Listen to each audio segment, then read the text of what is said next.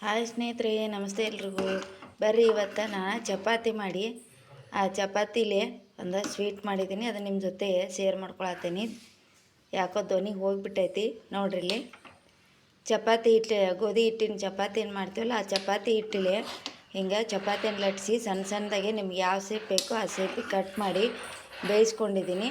ಮತ್ತು ಅದಕ್ಕೆ ಸ್ವಲ್ಪ ಬೆಲ್ಲನೂ ಹಾಕ್ಕೊಂಡಿದ್ದೀನಿ. ಬೆಲ್ಲ ಹಾಕಿ ಕುದೀತಾ ಐತಿ. ಇವಾಗ ಕುದೀತಿರ್ಬೇಕಾದ್ರೆ ಇದಕ್ಕೆ ಇಲ್ಲಿ ನಾನು ಸ್ವಲ್ಪ ಏಲಕ್ಕಿ ಪುಡಿ ಮತ್ತು ಒಣ ಕೊಬ್ಬರಿನ ತುರ್ಕೊಂಡಿದ್ದೀನಿ.